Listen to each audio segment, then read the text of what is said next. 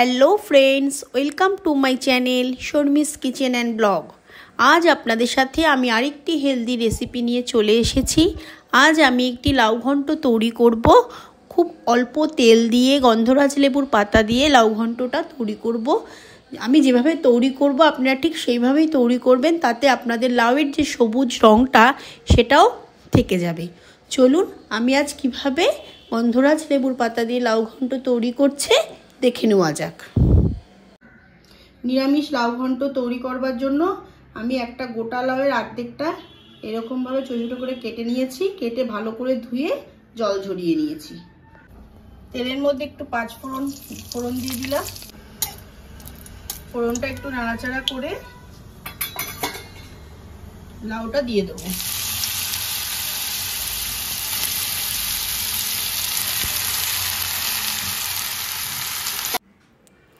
পাঁচ ফোড়নের সাথে আমি লাউটা ভালো করে মিক্স করে নেব।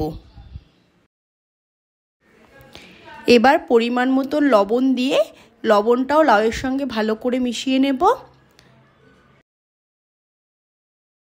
তারপর একটু কাঁচা লঙ্কা কুচি দিয়ে দেব। কাঁচা লঙ্কা কুচিটাও লাউয়ের সঙ্গে ভালো করে মিশিয়ে নেব।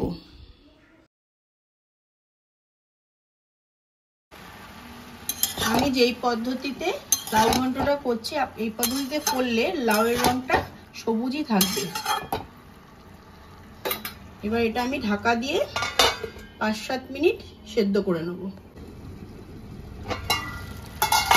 লাউটা আমার সেদ্ধ হয়ে গেছে। যেহেতু নিরামিষ লাউ ঘন্ট, তাই এর মধ্যে আমি একটু চিনি দিয়ে দিলাম।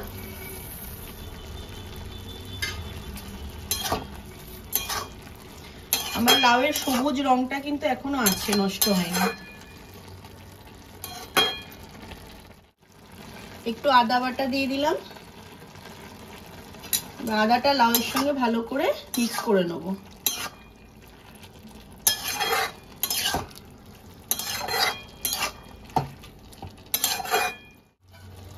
ধনে পাতা কুচি দিয়ে দিলাম।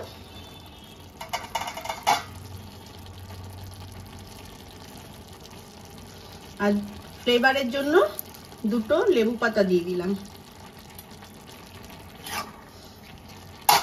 যেহেতু নিরামিষ লাউ ঘন্ট, তাই লেবু পাতা দিলে লাউ ঘন্টের ফ্লেভারটাও খুব ভালো হবে।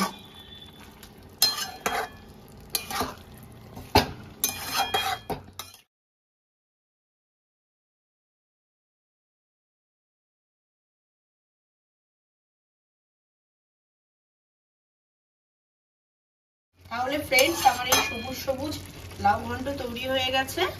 এবার এটা আমি নামিয়ে নেব। তাহলে ফ্রেন্ডস, আমার এই লাউ ঘন্ট রেডি হয়ে গেছে গন্ধরাজ লেবুর পাতা দিয়ে। আর কালারটা পুরো সবুজ আছে। আপনারা এইভাবে তৈরি করবেন, এতে এটা হেলদিও হয়। এটা খুব লাইট, মানে একটু ঝোলঝোলও আছে। এভাবে তৈরি করে দেখবেন, নিরামিষের দিনে খেতে খুব ভালো লাগে গরম ভাতের সঙ্গে। তাহলে আমার এই ভিডিওটা যদি আপনাদের ভালো লেগে থাকে, তাহলে আপনারা লাইক, কমেন্ট, শেয়ার, সাবস্ক্রাইব করবেন। আর পাশের বেল আইকনটিকে ক্লিক করে রাখবেন, যাতে নেক্সট কোনো ভিডিও ছাড়ার সাথে সাথে আপনাদের কাছে নোটিফিকেশন পৌঁছে যায়। আপনারা ভালো থাকবেন, সুস্থ থাকবেন। আবার দেখা হচ্ছে নেক্সট ভিডিওতে। টাটা।